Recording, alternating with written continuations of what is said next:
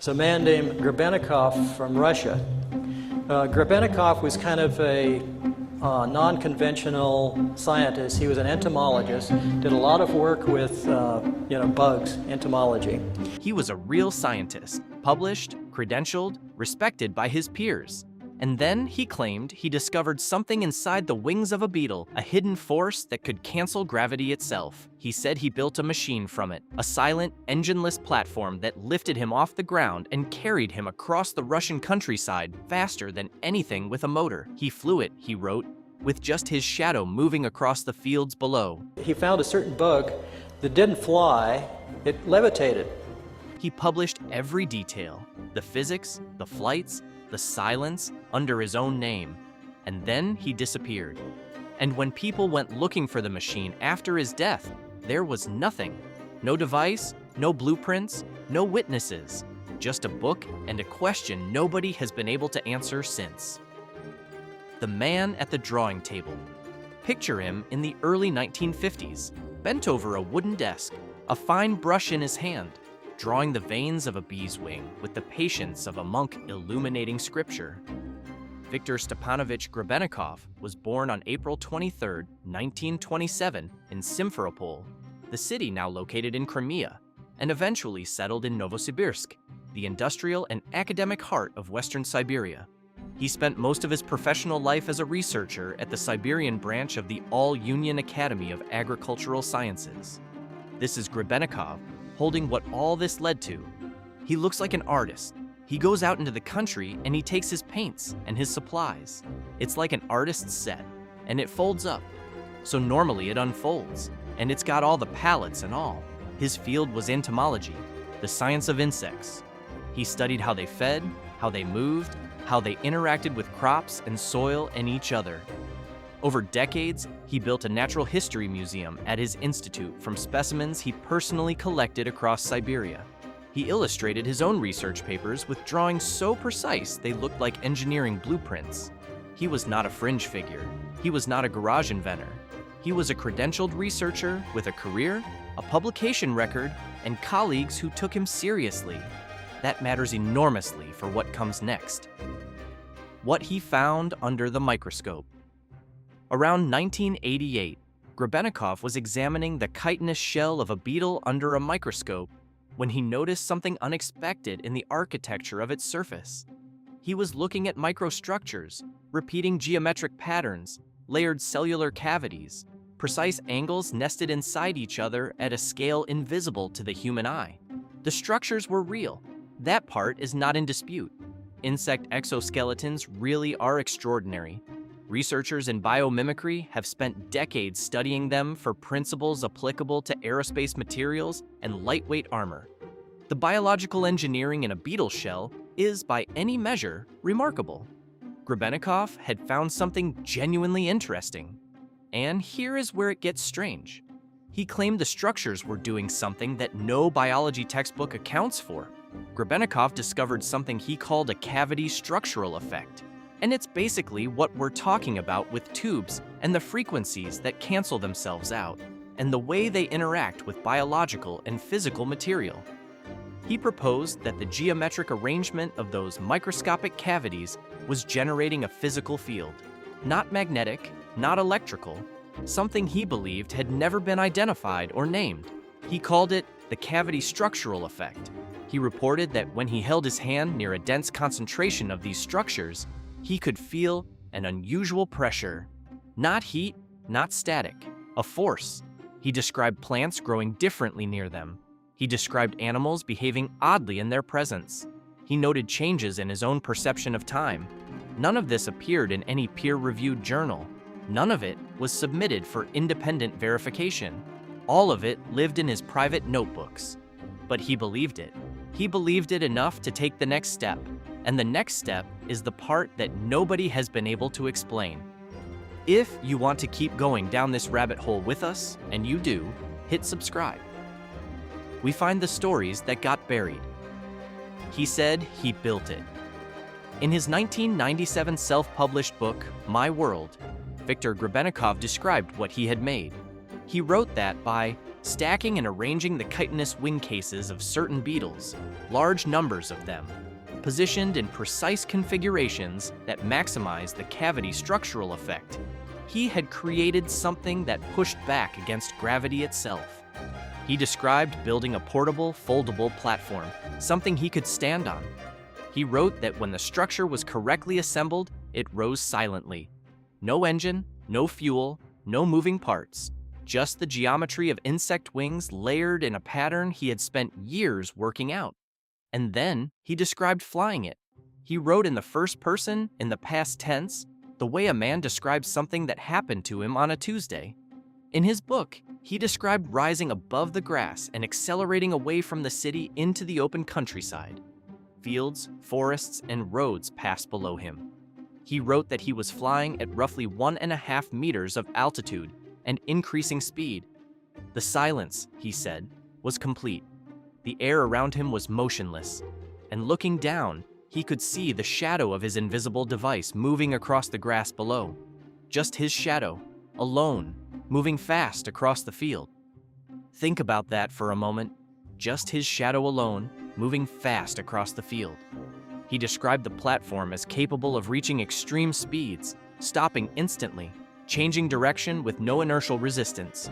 He described becoming invisible to observers on the ground at certain altitudes, not because he was hidden, but because the device he believed bent light or distorted perception in its vicinity. He described the platform as difficult to photograph because of what he called time distortion, a localized warping of time near the device that he believed caused photographs to come out blurry or fail to expose correctly. He included photographs in his book. They are blurry. He flew, he wrote, across the fields and forests of the Novosibirsk region.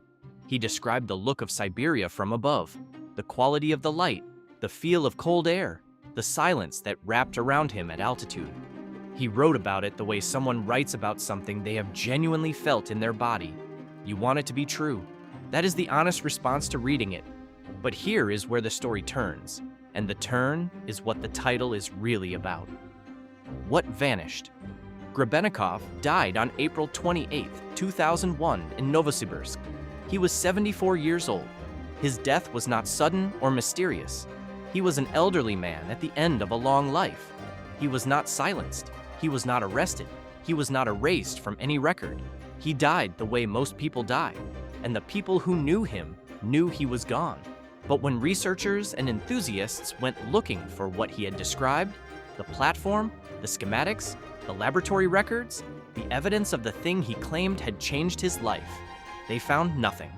No prototype, not in his estate, not in the institute, not in any archive. No engineering drawings detailed enough to reconstruct anything. No colleague who had witnessed a flight. No witness from the Novosibirsk region who stepped forward to say they had watched a man rise silently from the ground on a platform made of beetle wings. The photographs in his book could not be verified. The flights he described matched no flight record, no radar trace, no account from anyone on the ground. This is the disappearance the title is pointing to.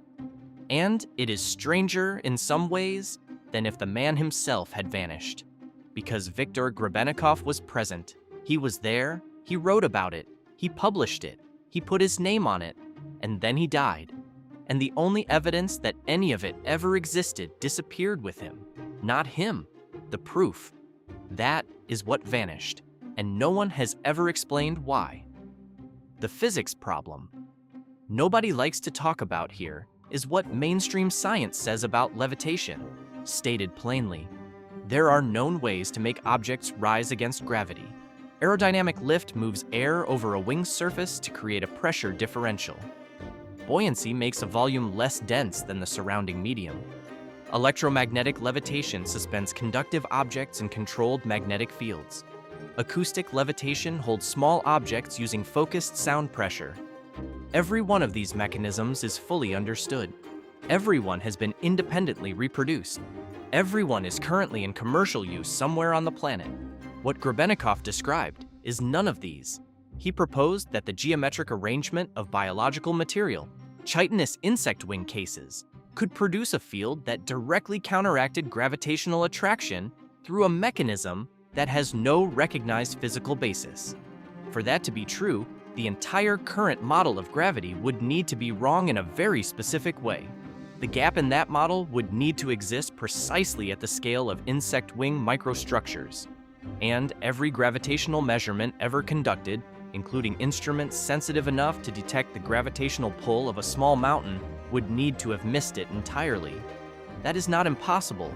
Physics has been revised before, but revision requires evidence, reproducible, independently verified, testable evidence.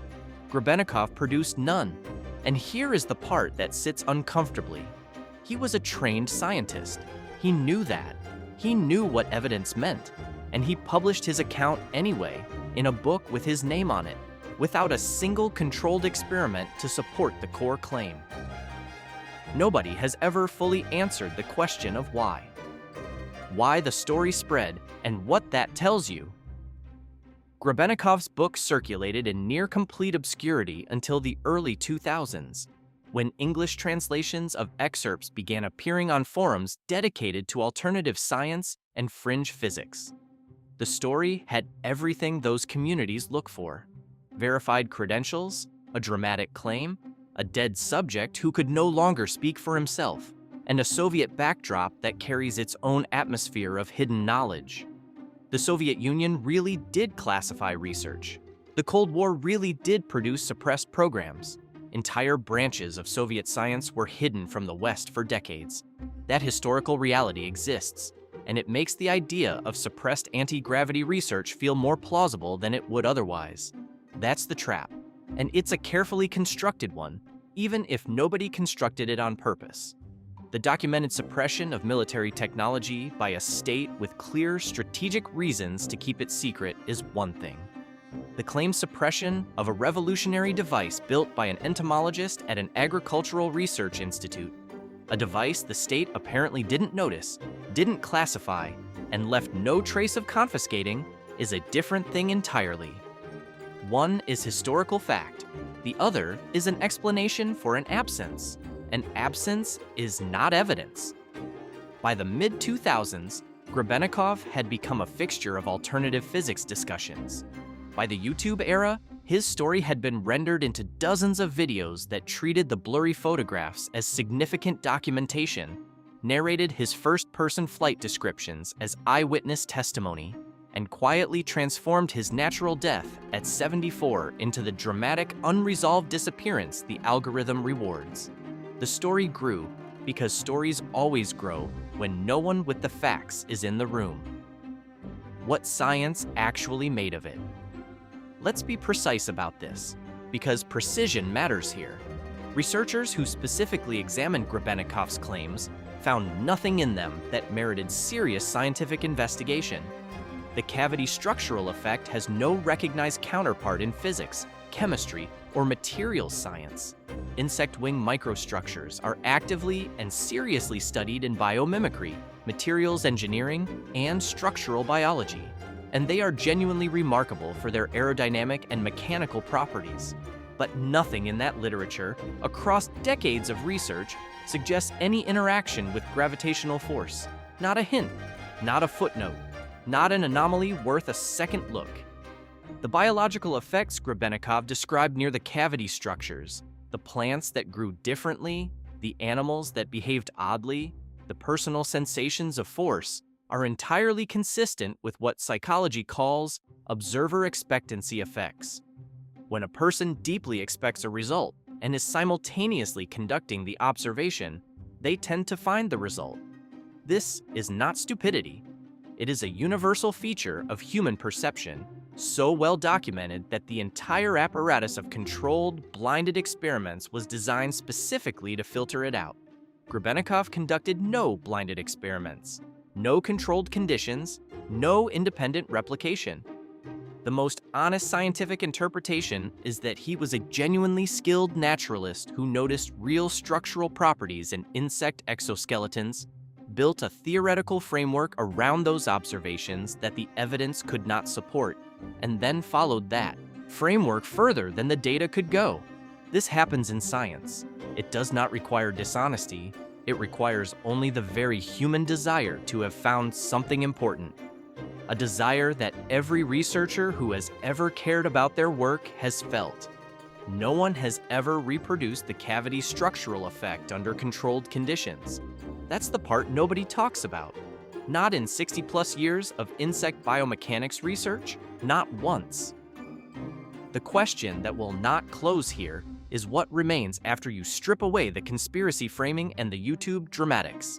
A man who knew how to observe carefully, who had spent his life learning to see things others missed, claimed he found something in the structure of insect wings that nobody before him had noticed, and that it led him to build a machine that flew. He described the flights in specific, sensory, first-person detail. He published those descriptions in a book with his name on it. Then he died, and the machine was never found, and the schematics were never found, and the witnesses never came forward. That is not a hoax. Hoaxes are designed for audiences.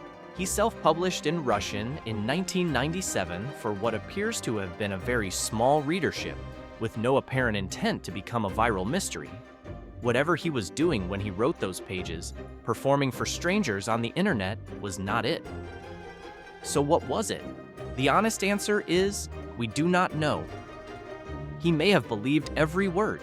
Human perception is capable of constructing experiences that feel entirely real and leave no external trace. He may have been writing something closer to visionary speculation. What he imagined might be possible, rendered in the grammar of personal memory.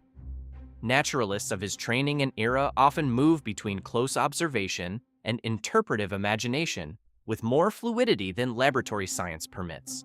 What he did not leave behind is evidence. And without evidence, the claim cannot be resolved. It cannot be confirmed, it cannot be cleanly disproven. It simply sits at the edge of what the scientific method can address. Too detailed to dismiss as careless, too unverified to accept as fact.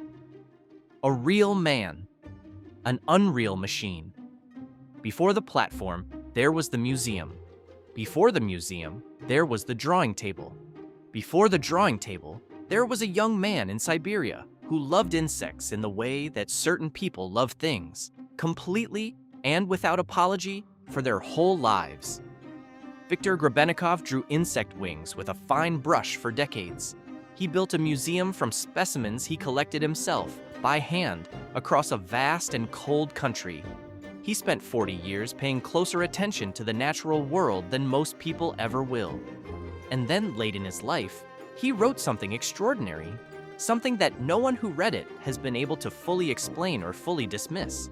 His legitimate contributions to entomology and natural history in Siberia do not require anti-gravity to be interesting. The museum was real, the drawings were real, the decades of fieldwork across a region not well studied by Western science were real. Those things touched other people's lives. Those things remain. The platform has never been found. No one who knew him saw it fly. No controlled experiment has reproduced the cavity structural effect. The evidence, all of it, points in the same uncomfortable direction.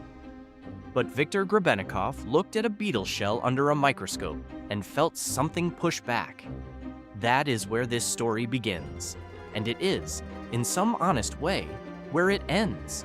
Not with certainty, not with a solved mystery, with a question that the evidence cannot close. Was he a misunderstood genius who found something real and left too little behind to prove it? Or was he a brilliant observer whose desire to have found something extraordinary finally outran what the evidence could carry? No one has ever recreated his machine. No one has ever explained his flights. No one has ever found the proof. What disappeared was never the man. What disappeared was the answer. And 23 years after his death, it has not come back. If this kind of story is what you came here for, real people, real mysteries, no easy answers, subscribe. There are more where this came from. The pattern. Nobody warns you about.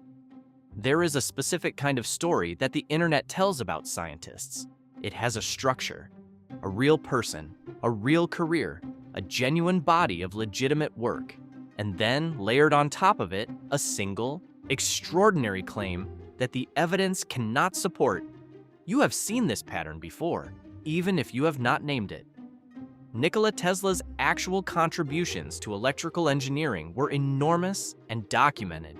He also became a vessel, after his death, for almost every claim about suppressed energy technology that ever needed a famous name attached to it. Royal Raymond Rife genuinely conducted microscopy research in the 1930s. He also became the center of cancer cure narratives that his documented work did not support. The pattern is consistent. Real credentials provide the scaffolding on which extraordinary claims are hung. Grebennikov fits this pattern closely. That is not an accusation. It is a description of why his story spread the way it did, and why it continues to circulate today. The genuine credentials are not incidental to the appeal. They are the engine of it. A story about a random person who claims to have built an anti-gravity platform in their garden shed is easy to dismiss in 30 seconds. A story about a trained researcher at a Soviet scientific institute, a man who spent 40 years learning to see things in the natural world that others missed, who then reported something extraordinary from deep inside that lifetime of expertise. That story is not dismissed in 30 seconds. That story lingers. And here is the thing nobody says out loud: it should linger. The question of whether Grebennikov found something real is not a stupid question. Science has blind spots. Institutions do resist ideas that threaten existing frameworks. The history of discovery contains genuine examples of correct observations that were ignored, mocked, or suppressed before they were eventually vindicated. Semmelweis was ridiculed for proposing that doctors should wash their hands. Continental drift was dismissed as fantasy for decades. Being wrong about a claim is not the same as proving the claim false. The honest engagement with Grebennikov's story is not to laugh at it and not to believe it. It is to ask, where is the evidence? And to sit with the answer that there is none. That is a harder place to sit than either certainty offers. Why the Soviet setting matters. Part of what makes Grebennikov's story so durable and so easy to misread is the setting. The Soviet Union is not a neutral backdrop. It is a space that carries its own atmosphere of genuine secrecy, genuine suppression, and genuine hidden knowledge. The Cold War produced real classified programs. Entire branches of Soviet science were hidden from the West for decades. Biopreparat, the Soviet biological weapons program, operated in facilities disguised as pharmaceutical companies. The Soviet space program made announcements only after its missions succeeded, hiding its failures from the world. Soviet military research produced technologies that the West did not learn about for 20 or 30 years after they were developed. The suppression of information in the Soviet Union was not a conspiracy theory. It was institutional policy, applied systematically across every domain the state considered strategically sensitive. This historical reality exists, and it is important. It is also exactly what makes the Grebennikov narrative so easy to misapply, because there is a critical difference, and it is not a subtle one, between the documented suppression of strategic military technology by a state with clear security reasons to protect it, and the claimed suppression of a revolutionary anti-gravity device developed by a civilian entomologist at an agricultural research institute. If the Soviet state had detected that a bug scientist in Novosibirsk had built a working anti-gravity platform, the response would not have been to ignore it. The Soviet military-industrial complex did not ignore breakthroughs in propulsion and aerospace. It classified them, funded them, scaled them, and turned them into weapons programs. There is no record of any such program connected to Grebennikov. No classification documents, no military interest, no paper trail of any kind. The most logical reading of that absence is not that the suppression was perfect. It is that there was nothing to suppress. But that reading requires sitting with the absence, which is harder than it sounds. What a real discovery would have left behind. Let's think clearly about what a genuine anti-gravity discovery would look like. What it would necessarily produce, even if the person who made it tried to keep it quiet. A working device that counteracted gravitational force would have been detectable. Gravity is not subtle. Changes to local gravitational fields can be measured with instruments that already existed in Soviet scientific institutions in the 1980s. If a platform capable of silently lifting a human being were operating in the fields outside Novosibirsk, that operation would have produced measurable signatures. A working device would have attracted attention from anyone who witnessed it. Grebennikov described flying at low altitude, a few meters to a few hundred meters, over fields and forests. Low-altitude flight, even silent flight, even brief flight is visible. People look up. People talk about what they see. Not a single person from the Novosibirsk region came forward during Grebennikov's lifetime or after his death to describe witnessing this.